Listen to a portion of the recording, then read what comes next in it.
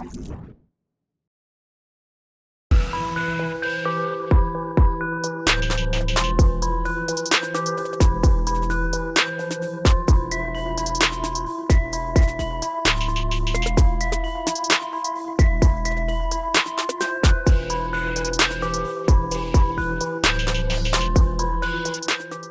is Khabib your favorite fighter? I just love the fight. I've been following Khabib. The first time I saw Khabib was on that fight against Barboza. As if I never heard of him before. I watched him against Barboza. I saw a dominant performance, and you know me. I went back to all his fights, and I watched every single one of his fights, and I said, I don't think anybody can beat this guy at lightweight. The technique, the work ethic. I watched all the videos that they have of him in YouTube when he's in Dagestan training with his people and his father. And, you know, when you see guys that dedicated and with that work ethic and that pride of just winning and fighting for legacy, I think it's hard to beat guys like that. They're not only ambitious about money and only care about money. You know, this guy cares about his legacy. This guy wants to beat the best out there, and this guy want to retire undefeated. And he's only lost one round, and that was third round against Conor McGregor in his UFC career. So I don't see anybody beating that guy, man. I love his technique.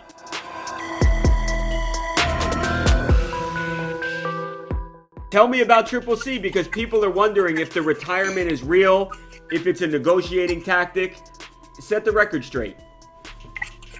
First of all, people understand my relationship with the Dana White and UFC. I don't think about money publicly, right? Yeah. I think Dana's right. I think Henry's been talking about retirement. Did I think Henry's going to retire? Absolutely not. I don't think Henry's going to retire. Did Henry feel sometime, Khabib, right?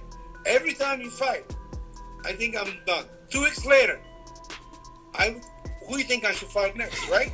Because these guys, they at their prime. Henry started to become now in his prime, right? Yeah. How are you going to retire in your prime? And the pay-per-view did so well, and you got to make some money. Yeah. The things can be changed a little bit? Yes, of course. But at the end of the day, this is between us. It's between me and Henry and the UFC. Yeah. I don't think the media should know about this stuff because people, ego get big. But did Henry really felt like he just knocked out the greatest bantamweight of all the time, right? What's that making, right? The greatest flyweight, the greatest bantamweight, and the greatest comebacker of all the time. And now you got boxing superstars calling him out, right? Normally it's the opposite, right? Yeah. Realistically, man, Henry got everybody on their knees right now. I don't think he's gonna retire.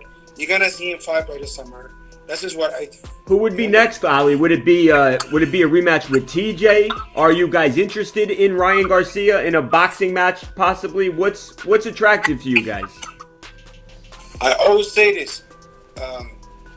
TJ's, first of all, Henry will never fight TJ, right? And I don't think any clean athlete should ever fight TJ Dillashaw, right? Because the man cheated for a long time.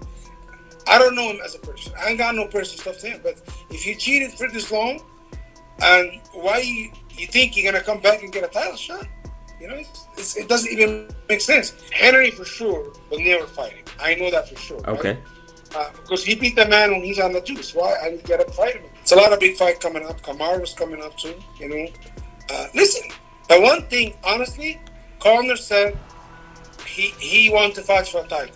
He want to become a champion again, right? I think Conor only have one chance to fight for the title right now. If he grows some cojones, and he said, he tweeted 170, right? Yeah. Forget about Masvidal right now.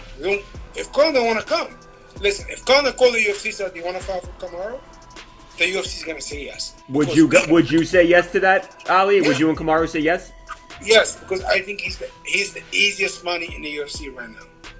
But he also, he talk a lot, but he doesn't have enough cojones to come and fight somebody like Kamaru. Yeah. To be honest with you, I think it would be illegal for him to fight Kamaru. I don't think it should be illegal.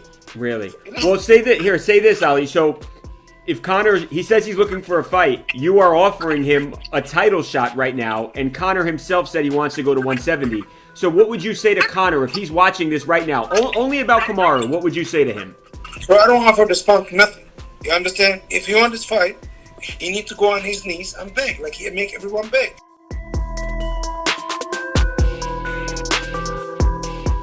I'm going to be real. Khabib doesn't even exist to me right now. That dude fell off the face of the earth with McNuggets.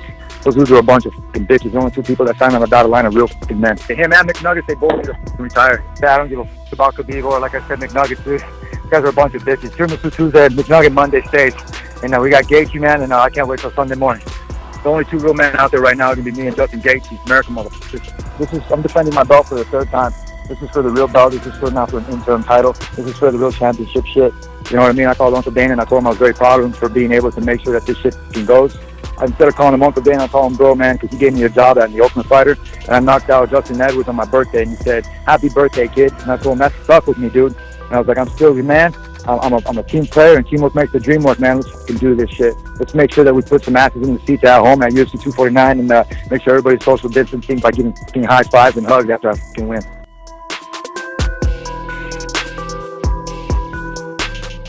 So one of the final questions I have for you, and I appreciate the answers that you've already given. Keep in mind, I guess, that it's not exactly a family show, but it's a little bit of a family show. Your cardio, I am interested in how you're able to keep your cardio up under these circumstances, because, you know, we just had a fight at UFC 249. Guys are talking about different ways that they train for camps. It's a little bit more challenging than in a normal world.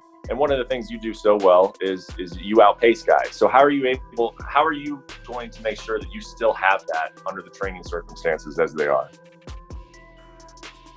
Everybody knows I just work harder than everybody. You know, I put more hours in the gym. You know, I'm a blue-collared, hard-working American, and I put it all on the line every time. I'm not talking about just in the octagon. I'm not talking about just in the gym. I'm talking about my daily life and everything I do. You know, I live, eat, and breathe this sport and this business, and I've never been more motivated in my life. So, you know, I'm just sick. I just have such a bad taste in my mouth, Brett, of that last fight. Dude, you don't realize I got robbed of my whole entire life's dream. Since I was 5 years old, I set out for this dream to be the best in the world, and all I wanted was a fair shake. Is it too much to ask? All I wanted, a fair shake, and I didn't get that. So now I have to work harder, and I have to be able to, you know, overcome the corruption, overcome, you know, the bad calls, and I got to be better. And that's what I'm doing every single day to ensure that. And I promise you the best is yet to come for Colby Chaos Covington. All right, we'll leave on this. Give me a guess. Colby Covington fights who, where, and when? Give me one guess as of today. Colby Covington fights Marty Fake Newsman on Dana White's Fight Island. This summer. This summer, in July. What would usually be International Fight Week. Over on Fight Island. Let's do it, baby. Feed his dead body to the Sharks after I'm done with it. Because without Mark Goddard to save him in the fight and help him cheat, he stands no chance. We appreciate it, Colby. It looks like you're doing well over there. Stay well, stay safe, and yeah, maybe we'll see you on Fight Island this summer, man. That'd be fun. I hope so, man. I look forward to seeing you out there, buddy.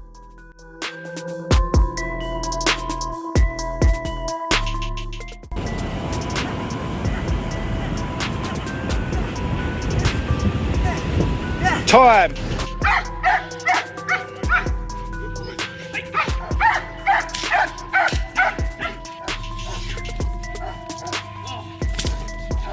Good boy, Jeff.